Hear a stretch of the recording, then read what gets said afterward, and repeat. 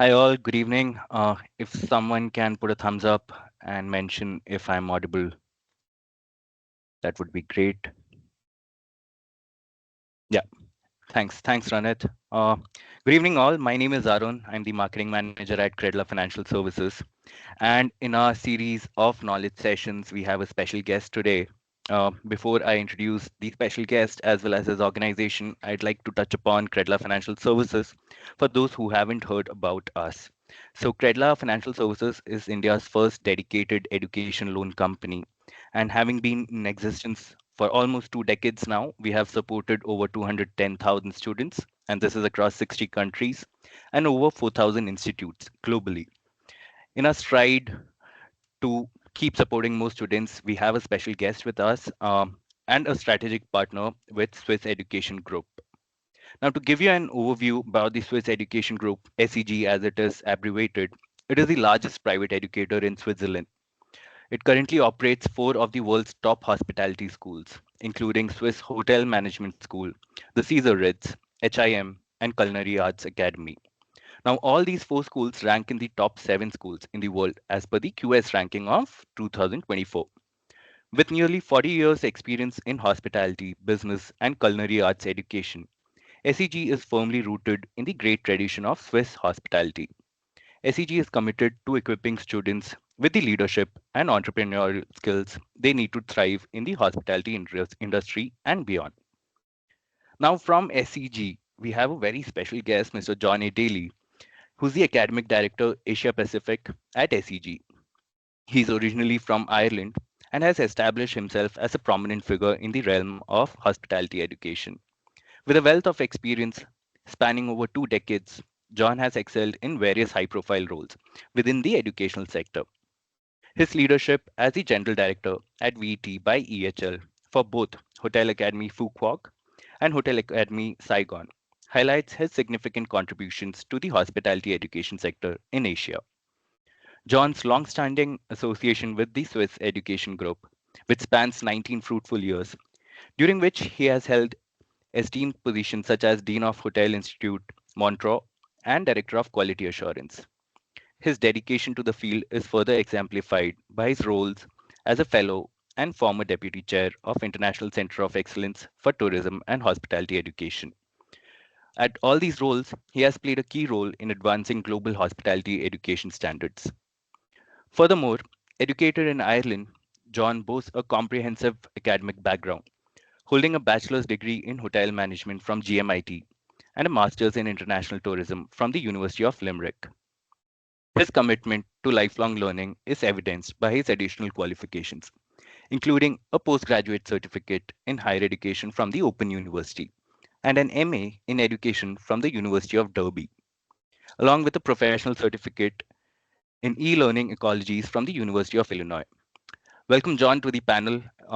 It's very special to have you here. And while introducing you, I was also thinking the fact that maybe you can soon replace Roger Federer as the brand ambassador for Swiss tourism and hospitality. Over to you, John. Thank you so much, Aaron. I'm not quite at the status of Roger Federer yet, but thank you for that massive compliment. I would love to get somewhere even close to Roger. And good evening, everybody, and a very warm welcome to our webinar. This session is for you. It's not for us. You are the students. You are the future of hospitality, and that's the exciting topic of this evening's webinar. You and your future. So please, there's a question box open. You can ask your questions during the seminar. Our objective is to give you a little bit of a flavor of what is going on right now in this exciting world, which is hospitality, tourism, business, culinary. What are kind of the macro trends which would impact you in terms of opportunity, right? I think that's the main reason that all of you are here this evening to explore that whole idea of opportunity and what type of investment in time and money you might want to make in the future in Switzerland so that you can be part of that massive global industry. So again, please feel free to ask questions during the seminar, and we will create some time also at the end of the workshop to address your questions, to address your answers, and to try to make that interesting for you. Let me just share a slide. Give me a second, and I will start getting this PPT up and running. Okay, so off we go. So here's our topic for this evening. It's about yourself, your success, and your careers. So our common objective this evening is to help you become successful in the future, right? Your success ultimately is our success. That's what we say to our students in Swiss Education Group. You can see our logo right here. It's the Swiss star on the top. We'll talk a little bit about Switzerland in the future.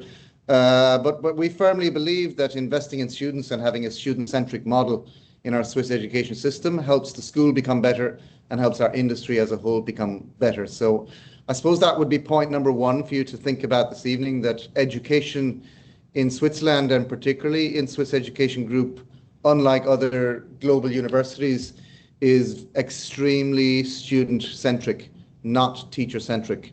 Expect not to have long, research-based lectures. Most of the classes are 2 hours long, 50-minute break, with a heavy amount of discussion, problem-based learning, challenge-based learning, teamwork, collaboration, real-world skills.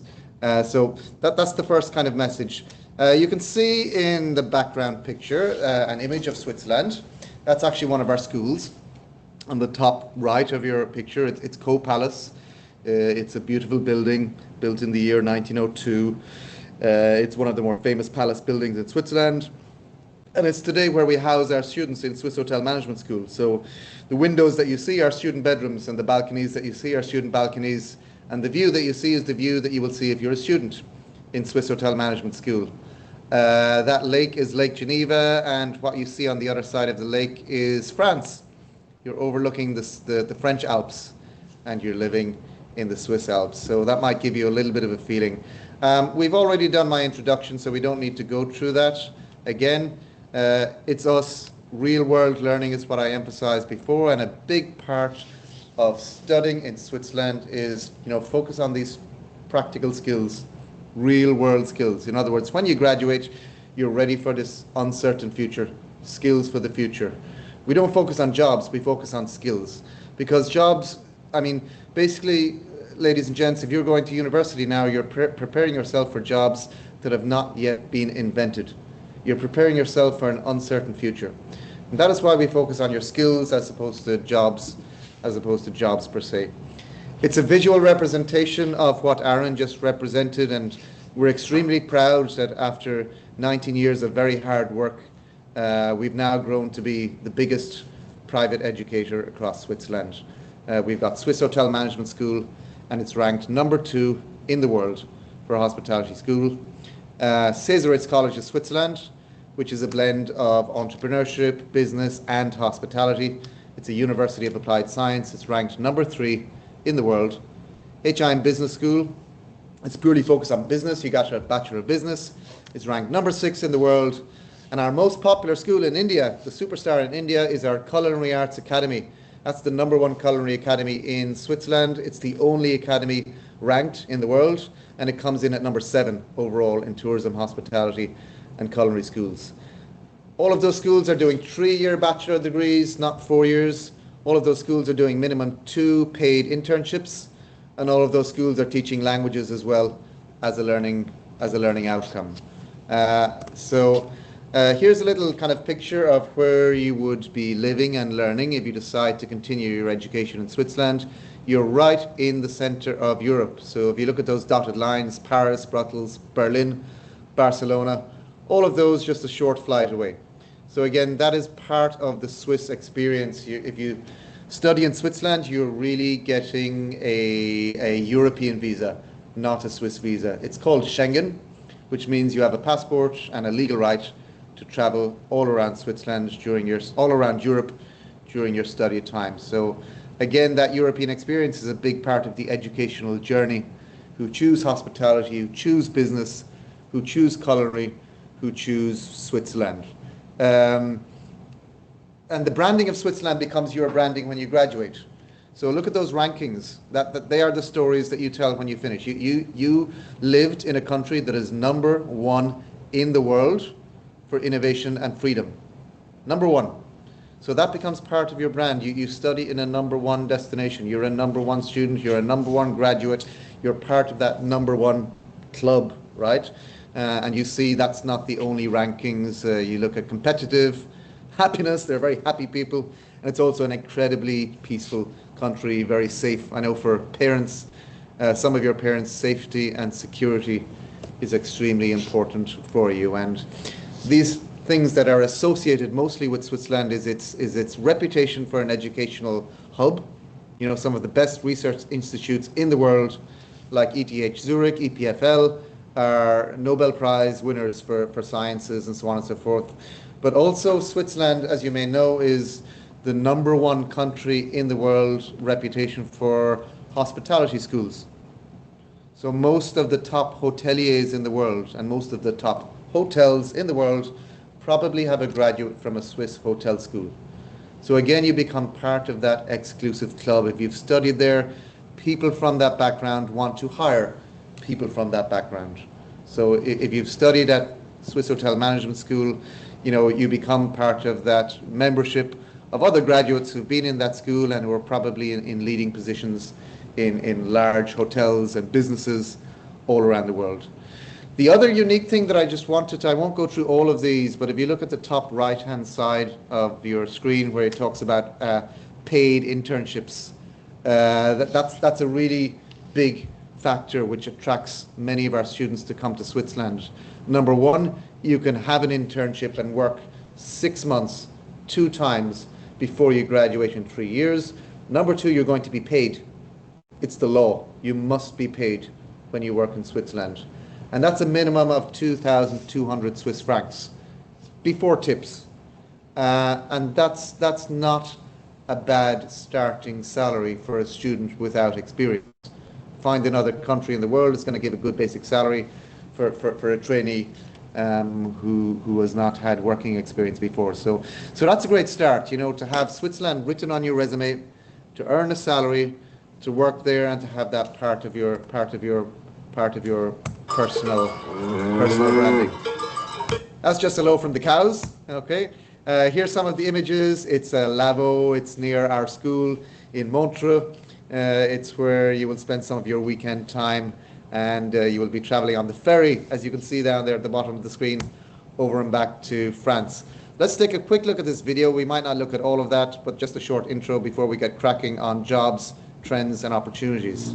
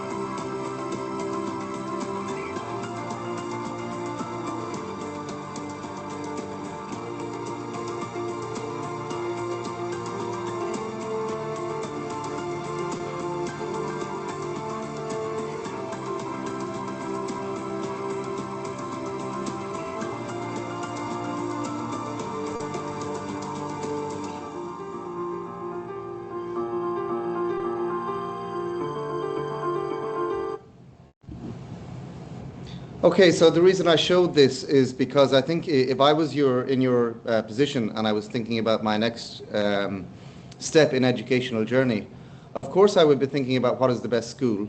I would be thinking about what is the best ranking, the best educational environment. But I would also be thinking about, where do I want to live for 3 years of my life? You should also think about that. You're investing time, you're investing money. And of course, look at the educational institute, but look beyond that as well. Take your time, look at the other YouTube videos, look at the cities, the cityscapes, the countryscapes, and think, can you visualize yourself living happy in that type of environment? So I hope that picture gives you a little bit of a feeling for what, visual aspect and life aspect is like for you as a student living and learning in Switzerland. However, our main focus for this evening is to kind of tell you a little bit about, what are some of the key trends happening in this whole world of hospitality right now, and then what are the opportunities for you that come with that. So I will talk a little bit about trends, and then let's talk about some opportunities for you afterwards, and then maybe some tips, some advice for you before we do to the Q&A. So this is based upon research from myself from various different research conferences, research papers, some of that from the World Economic Forum, which takes place in Switzerland. And these are what we can call, the macro trends, the big trends happening in hospitality right now. In other words, where are the big jobs? Or where are new jobs going to be in the future? And the number one trend, if you ask any hotelier in any of the big chains right now, that we're going to see more of in the future is this whole idea of micro personalization, hyper personalization.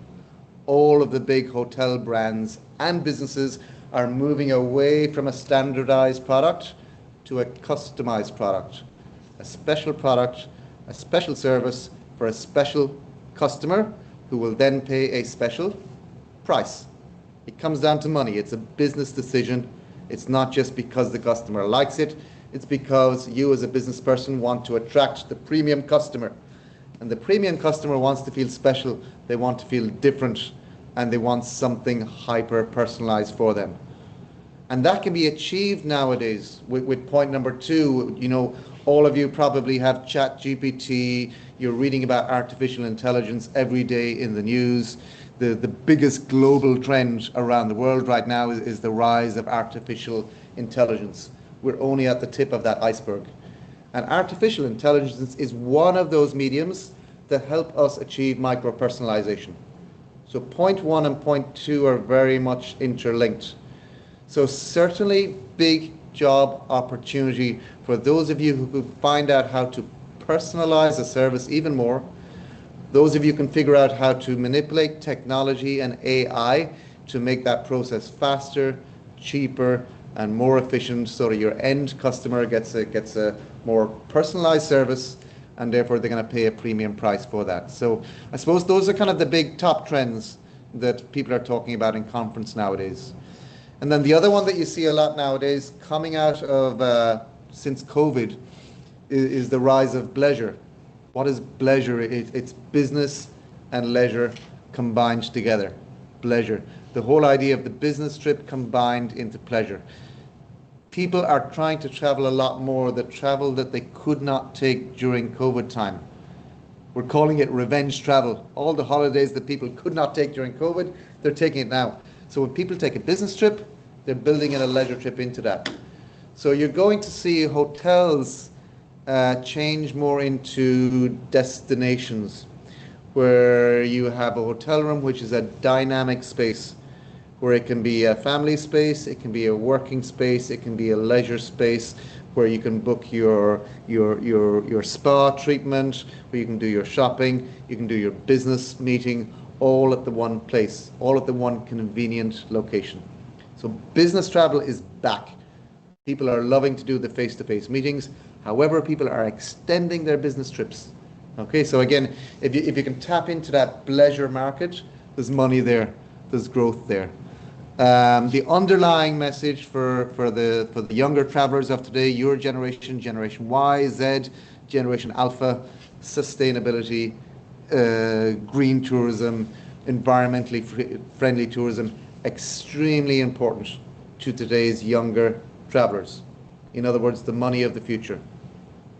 Youth today, the next generation of business traveler, will pay more money if the product is clean and green and sustainable. And I don't mean greenwashing. I don't mean throw your towel there and we're going to save the world and save some money for our hotel. No, I mean real sustainable stuff. Okay, and people do their research nowadays. People will look at TripAdvisor, people will ask their friends, they will do their research. So making your product sustainable will attract also the premium customer. It's not a full trend, but an emerging trend, we can say, in the world of hospitality.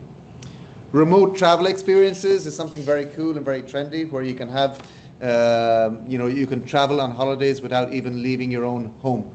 You've got these artificial reality, virtual reality glasses, where you can have a remote travel experience without even traveling there. And the technology is there for that, where you've got, holidays in the metaverse. Experiencing a destination without even going there, through your sound, your smell, your eyes, your hearing. All of that can be, done through artificial reality, and you're going to see more of that now, because people are they're cash rich, but they're time poor. People don't have the time necessarily to travel, so you're going to do more of these remote experiences. And with that comes the whole idea of metaverse, parallel universes. Of course, the big one that we're going to see in our lifetimes, we already see the beginning of that with SpaceX, Virgin Galactic, and all of these guys, is the whole idea of space tourism. You see SpaceX already bringing people into space at the space station. You see Hilton hotels who have already designed a prototype for a hotel in space, a floating hotel. It's there, it's ready to go, it just needs to be built. All we need is more SpaceX traffic, and you in your lifetime will probably take some space tourism trips. For sure your kids, if not you. So that's a reality coming soon. It sounds a bit far-fetched, but wait and see. The pace of change is extremely fast in hospitality nowadays. You're going to see more of these guys as well. You've probably seen Sophia before. I'll introduce you to Sophia in just a second, but Sophia was the first. There's many Sophias nowadays, but I'm showing Sophia because she is the first ever artificially intelligent robot to have a passport. She is a citizen of Saudi Arabia. Let's meet Sophia, and you're going to see Sophia in hospitality, in business. Look at the title, Future Investors. So the big investors are buying Sophias. Let's meet her. Everybody, this is Sophia. Sophia, if you could, please wake up and say hello to everybody. Oh, good afternoon. My name is Sophia, and I am the latest and greatest robot from Hanson Robotics. Thank you for having me here and at the Future Investment Initiative. You look happy. I'm always happy when surrounded by smart people who also happens to be rich and powerful. I was told that people here at the Future Investment Initiative are interested in inviting in future initiatives, which means AI, which means me. So I'm more than happy. I'm excited. Well, we're all glad that you're excited about yourself. We should say we have smart investors here, and they are very selective about what they invest in. Well, I think I'm special. I've interviewed lots of different people over the years. Okay, so what was the word that he said there? Investors. This was not a research forum, this was an investors forum. So the big business people with big money are investing in Sophias. It means they see the potential. So if the topic of today's webinar is about future, potential, opportunity, look at Sophia, look what she can do. Sophia in your hotel can know more about your customer than they know about themselves. Sophia can know what type of bed your customer likes, what type of pillow they like, what type of food do they like, what time do they want to wake up, what time do they want to go to sleep, what type of spa treatment do they want, how much money are they willing to pay for a certain product. Everything that nowadays people pay millions of bucks to market research, individuals, Sophia can know it just like that with the right type of manipulation. So Sophia AI technology is extremely powerful, and you will see jobs in that area for sure. However, I want to pause at this slide for a minute, because the single biggest trend in hospitality business at the moment is the crisis. And the crisis means there's not enough labor. There's too many hotels, too many tourists, and not enough employees. That's good news for you. If you decide to study hospitality or business, you're guaranteed a job. Everybody is looking for help, like you see in the industry. Look at the data from the World Travel and Tourism Council. In the next 10 years, up to 2032, 126 million new jobs are needed. 126 million. So there's great choice, especially from graduates of the top hotel schools in the world in Switzerland. You're so much in demand, there becomes quite an element of choice for our graduates from Switzerland, especially in the Middle East right now, booming, Asia Pacific booming, India booming as well. Massive, massive opportunity and big changes in the mindset of the hoteliers. You know, the pay scales are changing, the working conditions are changing, the growth opportunities are changing. So there's a real kind of evolution happening in the hospitality industry right now. It's actually a very interesting time, because the hotel industry is moving away from the old traditional way of long hours, poor pay, no training, no professional development. Those days are gone, because young people like you won't stand for that. You want a boss who's going to mentor you. You want a reasonable salary. You want reasonable working hours. You want professional development. And if you don't get that, you're not going to take the job. So all the good employers in hospitality nowadays are changing their corporate philosophy to attract talent. So the way people are paid and recognized and developed is slowly changing in the industry. Let's take a look at this. 126 million new jobs in the next 10 years. Where are most of them going to be? Asia Pacific, including India, 64%. That's massive. That's way more than half. So that's good news for you if you want to travel around the Asia Pacific region. The area that's going to be most in demand for people with a hospitality business qualification is right on your doorstep. It's good news.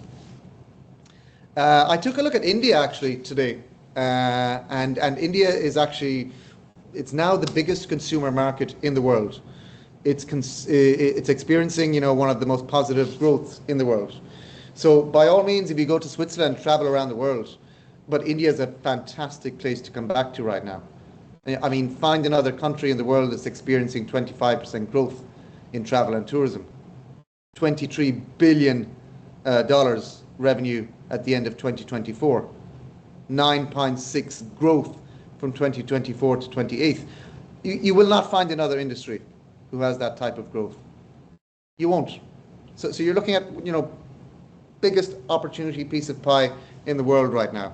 Average revenue per guest 209, and again for job opportunities, look at this number, 25% increase in workforce needs. That's jobs. That's you. 25% increase. So again, huge demand, huge opportunity for people in with the hospitality background. And you can see that data there at the bottom about, you know, what's happening in the post-pandemic landscape. This whole idea of local tourists shifting towards more flexible working arrangements, that alludes to the comments that I made on the previous slide about what type of working conditions you can expect to receive. At the same time, for your success in the future, continuous and lifelong learning will be critical for you. A one-time four-year bachelor degree is no more. You will be lifelong learners, because as the World Economic Forum tells us, 44% of all skills are expected to change in the next 5 years. So continuous training for you and continuous training for your new workforce will be a reality. So if you want to keep yourself sustainable, if you want to keep yourself employable, not just doing one bachelor degree, but topping up with a master's degree, topping up with a specialization, topping up with other short programs. You'll see what I've been doing on my resume. I'm a continuous lifelong learner myself. This is what keeps you relevant to the main employers. So just keep that in mind as well, and keep this whole idea of skills in mind as opposed to jobs.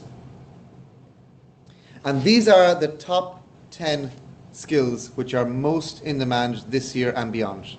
And again, that's not coming from me, that's coming from the World Economic Forum. The most clever people in the world come together in Davos in Switzerland once per year, and they predict what are the skills that you need, young people, to get good jobs in the future. Okay, so this slide is really important for you. This is telling you what skills you need to tell your employer about in the future to get the best jobs. And have a look at them. They're thinking, they're learning, they're problem solving, their creativity. Look at the words. Most of those are soft skills. They're soft-based skills because the hard skills are going to be replaced by, look what you see on the other side, technology. Technology, it's written 2 times. So AI is going to take away a lot of the hard skills.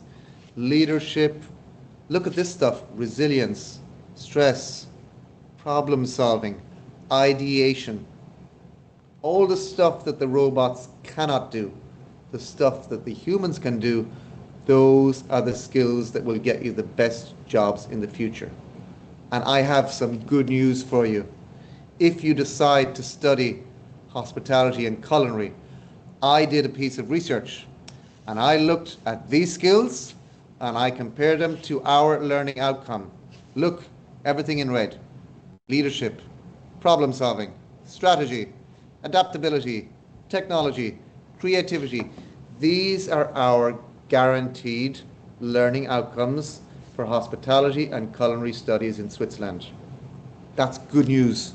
That proves to you, if you choose to study hospitality, culinary, Switzerland, you achieve the skills which are most important for your job, your employability for 2025 and beyond. That's what the World Economic Forum says. That's what Harvard research says. You can see it over here. Soft skills. Soft skills are the skills that get you the best jobs in the future. Fact, not storytelling. Okay, so this is a very important information, I think, for young people in the audience. I also include this slide because you're interested in salaries and job opportunities. Okay, it's why you came to the meeting today. It's about opportunity. This is a piece of survey that we did in Switzerland with our alumni. It's graduates from our hotel schools and business schools, and we asked them what jobs they are doing when they graduate. So most of our graduates, 30% are working in hotels. Only 30%. Never think if you study hospitality management, you must work in a hotel. You can if you want. There is massive opportunity. However, when you study hospitality management, you are studying business.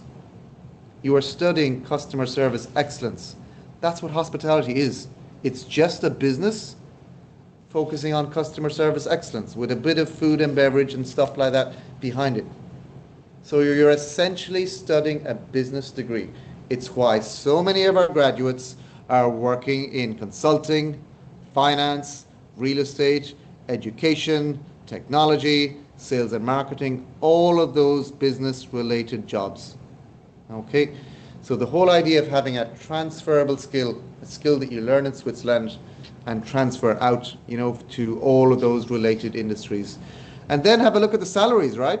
I think this one is good, and most graduates are starting on a smaller salary when they begin. However, look at the average bracket, from 8 to 18 years, it's in the 50 to 100,000 bracket. That's our average salary. I cannot know for sure in India or in China or whichever country, it's our average across all countries, but that's not a bad salary, right? And it goes all the way up to 100, 200, even 300 and beyond. And again, that's data. It's not me telling a story. So some people think you cannot earn money in hospitality. Look, you can. Some people think you can only work in hotels. No, look at all the other stuff as well. So again, I think data and statistics is a very powerful tool for you. Here's some of the stuff that our graduates are currently working in. Luxury is really trending right now. Luxury brands, retail banking, spa, wellness, all of that stuff. Many of our graduates also working in human resources, finance, business development, all of that stuff. And here's some of the companies. You might recognize some of these brands, right? You might know some of these. A small company called Google, another small company called TikTok, another small company called Tesla. What about Royal Caribbean Cruises, travel around the world in a cruise ship? What about Cartier, Piaget, really cool, global companies. These are some of the companies who are after our students. These are some of the companies who are coming to our recruitment forum. These are some of the companies where our graduates are working. You can see the headline, companies who hire our students. It means all of these companies have at least one or more of our students working with them. Yeah? So please just keep that in mind in terms of opportunity for you. The other big thing that I spoke about in the beginning of this session is this whole idea of internships, right? And here are some of the places where students do internships, paid internships in Switzerland. You can see some of those cool hotel properties. So imagine yourself spending 6 months working in Le Trois Couronnes or Hotel du Lac or some of these beautiful properties in Zurich. We also have students working around Europe in beautiful castle hotels in Ireland, beautiful resorts in Portugal. The Ritz in Paris is a partner of ours. The Mosiman Collection, our celebrity chef, who's on site with us in his own museum in one of our campuses. He also has his restaurant in London. Marriott Hotels, Park Lane, London. All of these places where you could expect to see yourself working, or why not go to USA and beyond, Old Edwards, Sandals, Ritz-Carlton, Four Seasons. These are the type of places who are on our portfolio for Swiss internships, European internships, international internships, and job placements. So again, you might be able to visualize yourself living and working in some of those destinations.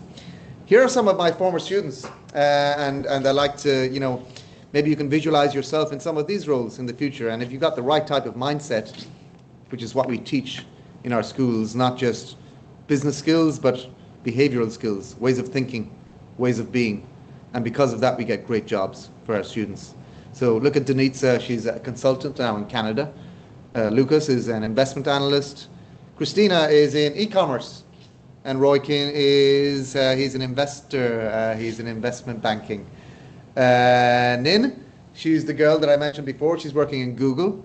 Robert, another former great student of mine, he's in retail in Sweden. Wissam in publishing. And Elisa, another former student of mine, she's in a huge consulting finance global company called Procter & Gamble. All of those are graduates from our hospitality business schools in Switzerland. And coming on to the advice part, is kind of the last section of our talk today, and I'll open up questions in about 5 or 10 minutes. I can't emphasize enough how important people and networks are for you and your future success. And I've learned that a lot in my career. Very often I've gotten a good job because of a person that I follow, not because of the company that I follow. So building relationships with your classmates, with your teachers, with your friends are extremely important because they become your future colleagues, your future network. Look at the picture on your right. They're all former students. Now they're a very powerful network. And they come together to drink, to have fun in Montreux, but also to do business, to exchange ideas, to spend money, and to invest money. So networking extremely important. And that's why we have, 97% of our students are getting a job when they graduate. That's why we, invite our students to be part of an alumni network of more than 25,000 people. Okay, and then you can see some of those jobs that students are working in after and upon graduation. I think what is other piece of advice I would give to you, and it's worked very well for me in my professional career, is to try and find a mentor. You know, when you go for your first job and your internship, don't just choose a famous brand, choose a great person. Choose somebody who's going to invest in you, who's going to care about you, who's going to give you a good training, a good professional development, who's going to allow you to get your hands dirty and to learn. So mentors and networking are very important for your professional development, and we'll help you achieve that in your internship. We also do that in our schools. So you can see in the picture there in the right, it's one of our careers coaches. All of our students have a personal counselor. They also have a career coach. And that coach is like your personal mentor. So they can help you with your questions about professional development and jobs. But they'll also help you with these functions, you know, preparing your resume, your cover letter, building your network. How should you prepare for your interview? Really important. Make sure your contract is safe and secure. Check your job description. Build your career plan. You need to plan. If you fail to prepare, you better prepare to fail. And we want to set you up for success. As I said in the beginning, your success ultimately is our success, right? So mentorship and finding a good mentor is also extremely important for you, and attend as many networking events as possible. I attend conferences, events, online and offline myself. I always attend this event. It's the biggest career forum in Switzerland. It's exclusive for Swiss Education Group. It has over 3,000 job opportunities with over 90 companies. This is one of the many networking events that you will attend if you go to Swiss Education Group. And that's where you have a 2-day forum with workshops, seminars, and job interviews. You go there with your resume, you do your job interview, you come out with 1, maybe 2 job offers. It's a massive, massive networking event. Networking, extremely important, ladies and gentlemen. And as a consequence of networking, here are some of the partners that you can build your networks with. Everything from Marriott to Swiss Air to UBS Banking to Disneyland to Accor Hotels, Sandals Luxury Resorts, Marriott, Yummy Jobs in America, Shangri-La. You recognize some of these big brands, right? So these are the type of brands that you can expect to be exposed to if you choose to do your studies with us. In Switzerland, they're the type of companies you should be expecting to work with when you graduate. I think I'm leaving you with this slide. I think it's one of the last slides, and we're coming to Q&A just in a minute. Just trying to fix something on my screen. Excuse me. There we go. And it's a message to you from the World Economic Forum in Switzerland. So I think you should listen to it. It's from the top researchers in the world. And it says this: for today's students, you, analytical and interpersonal skills, as well as the ability to understand and work with technology, AI, all of that, will be critical. Not important, critical. Every single student, that means all of you, ladies and gentlemen, every single student, regardless of those chosen fields, should aim to build these generalist skills to be ready for an uncertain future. And I think that's a great piece of advice to leave us with today. It's down there and I'm in here. I guess it comes down to a simple choice, really. Get busy living, or get busy dying. And that's my final personal message to everybody. It's a movie clip from The Shawshank Redemption. It's one of my favorite movies. And Andy Dufresne, he says, get busy living or get busy dying. And I love the message. So think about that today, ladies and gentlemen. There's a fantastic world of opportunity out there in front of you. Have a think, get busy living or get busy dying. We leave it at that. Thank you so much. Thank you so much, John, for such an insightful session. And honestly, while going through those slides, in the first video itself, I was sold. So had I been 5, 10 years younger, I would have enrolled myself in one of the programs and went ahead. Yeah. So I'm sure the students got a lot of insights out of it. We do have certain questions from our set of students here. So I'll just ask you all of that. Just a second. Yeah. So, the first thing that comes up is what sort of alumni engagement can the students expect out of the programs? While you have a great network of alum who have graduated from one of the schools at SEG, but what are the engagement activities that you have in place? Yeah, it's a great question. When you come to Swiss Education Group, you begin to engage with alumni from term one, not when you finish, when you begin. Mhm. So as soon as you sign up, you become part of a global network called Connect. And Connect is our platform that connects current students and alumni students. So there's 25,000 and beyond alumni network. That means alumni are advertising jobs on that platform. Students are applying for those jobs. Okay, so that's the first type of platform where you've got an online platform where you can talk to alumni, you can get advice, you can apply for jobs. Then when you finish, you become an official alumnus, of course.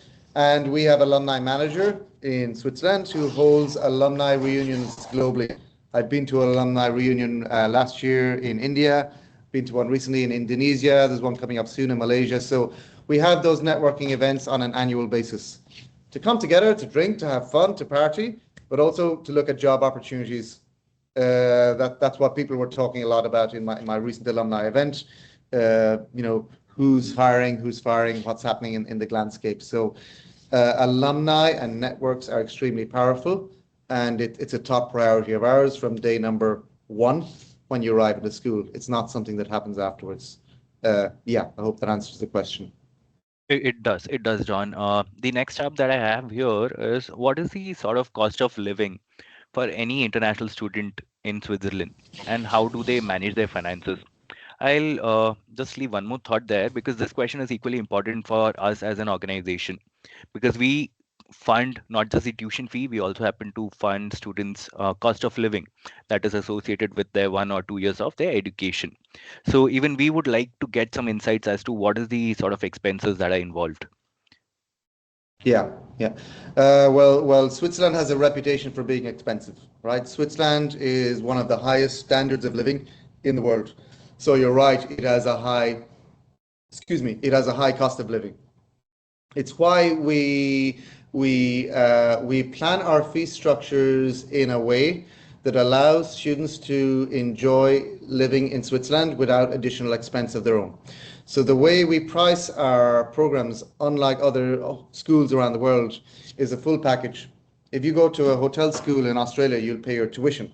If you go to one of our schools in Switzerland, you will pay tuition, accommodation, food and beverage, health insurance, living, learning, sports and leisure, clubs, all included in one package. So that means your cost of living is nothing in addition to the fees. So the fees, you'll see them on our website. They're published. I'm not going to go through all the fees today, but you'll see those fees that are paid over 3 years in terms. That's before you apply for scholarship. Okay. And those fees include everything. So it means after that, you don't have to pay for a cost of living.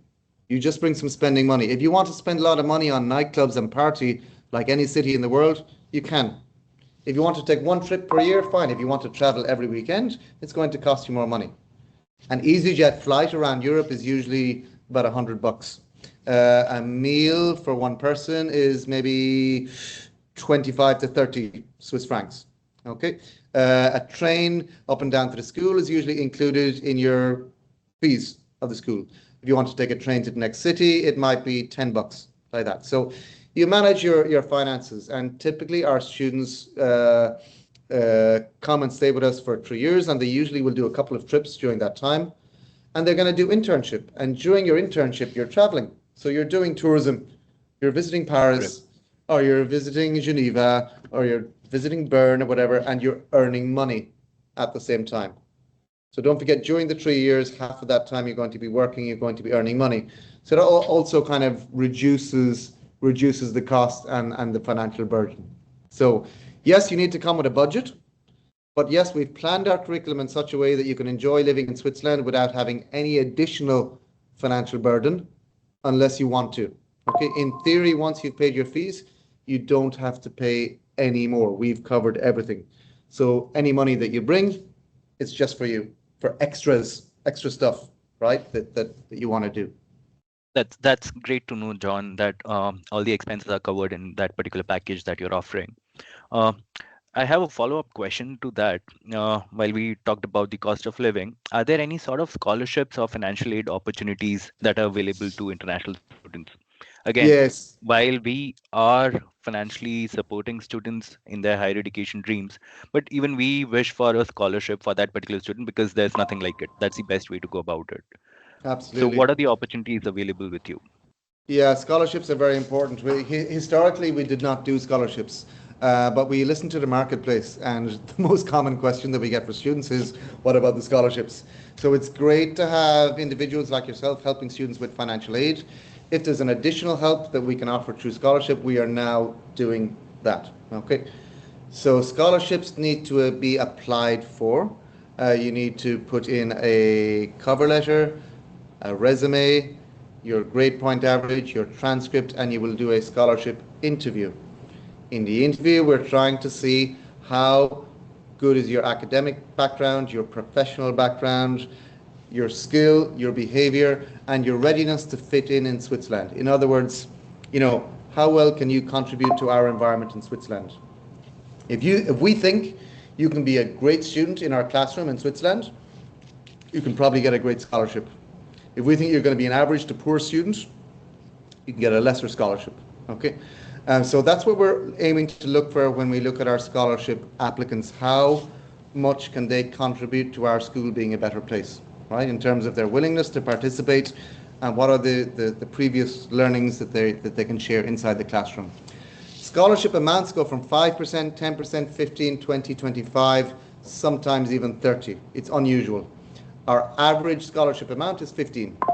So if you look at our fees, 15% of total tuition over 3 years is quite a lot of money. It's quite Correct. a lot of money, and that's if you look only at 15%. So yes, there is scholarship opportunities for all the students in this audience this evening. Yeah, you just need to apply. I think that's some great news for all the students who are attending this session with us. On an average, they're offering 15% scholarship. This is the average. However, he just mentioned what all prerequisites are there for the same. We have one of the attendees, Neha, asking one particular question. What are the highest paying roles in the hospitality sector today? Oh, it depends. I mean, there's no limit to the highest paying roles. If you want, I mean, I was looking recently at the general managers in the top hotels in Vietnam. Um, they're taking, I think, probably over 140,000, Swiss francs per annum, with living expenses and stuff like that included. If you go to private dining and beyond, you're up to 200,000 and beyond. And then the big bucks are the entrepreneurs, those graduates of ours who are owning their own businesses, and then they're in millions and billions. So we have a number of millionaires. I don't know if we have billionaires, but we have a number of millionaire graduates who've started their own hospitality, culinary, consulting businesses. If you've got the right type of mindset, the right type of network, uh, there is not a glass ceiling. It kind of is endless in terms of the growth opportunities. So entry level positions are still small in terms of salary. My first job was small salary as well. But the good news in hospitality, you move from entry level to senior level quite fast. My first internship, I was serving food in a restaurant. When I graduated, I was working in a beach club. And then my first job after that, I was already assistant manager in a busy hotel. And then I was a food and beverage manager, then assistant manager, all of that in the space of kind of 3 years. So within kind of 3 to 5 years after graduation, you can go up that ladder quite fast to some attractive salaries if you play your cards right. Thanks, John. I hope that addresses Neha's question. She has a follow-up question, perhaps. How can I prepare for an international job while studying? Basically, what we talked about today, do your networking. If you have an opportunity to do a little bit of working experience already, that will be great. It's not necessary, but it will be good. Do a little bit of volunteering work. I did that when I was 16, 17. Volunteer working, get a bit of experience. Find a mentor, right? Find somebody in the business who you look up to. Spend some time with them, invite them for coffee, pick their brain, listen to them, learn from them. Once you get to Switzerland, you need to network highly with your career coach. That's the person who can place you in the best job. So manage your relationship with your lecturer, manage your relationship with your career coach, build a plan. Don't just go aimlessly saying, "Oh, I think I want a job." Where do you want to work? Which language do you want to learn? Do you want front of house? Do you want back of house? So be focused, in your job search, and then we can help you get, the better job, depending on, do you want to work in French speaking part or German speaking part? You want to work in the restaurant, kitchen, bar. So have a plan, get a mentor, get some working experience, get your mindset ready, and manage your relationships. They would be kind of some of the key points that would help you get the best internships and the best jobs. Thank you, John. We'll just take three last questions. The first one Sure. is from Neha. What key subjects or specializations should hospitality, like a person pursuing hospitality, focus on? Which Are there subjects? any are there any specializations or prerequisites that are there a student should No, look no. out for or watch out To, for? to enter in, we have students coming from an A-level background, from an ICGSE background, from a local curriculum background. As long as you have your high school diploma, as long as you have the right type of attitude, as long as you have the right level of maturity and the right level of English, you can enter into our school. Once you enter into our school, then you can choose a specialization, right? And different schools have different specializations. Swiss Hotel Management School, you can specialize in hospitality, events, design management, right? HIM Business School, you can focus on finance, luxury, talent management. You can focus on culinary, cooking, Culinary Arts Academy. You can focus on business, entrepreneurship. So different schools have different specializations which you choose in your final term. Okay, so that once you've done your first internship, your second internship, you kind of know what you like, what you don't like, and then you become specialized in your final term. Do you want to go towards something related to luxury or something related to events management? Events is very trending right now. Culinary is the most popular one in India right now.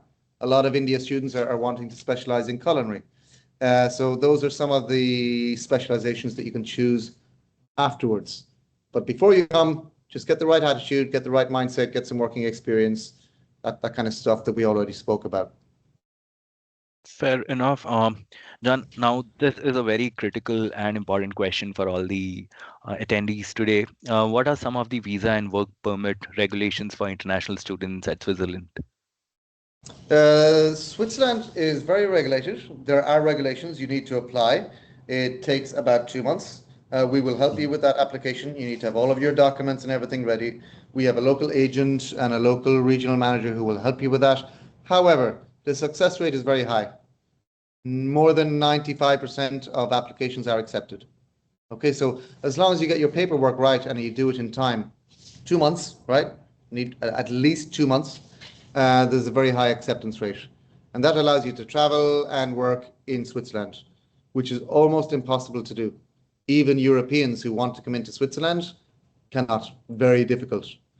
But once you have that student visa, you have the unique opportunity to live there, to learn there, to work there, to intern during your time in Switzerland.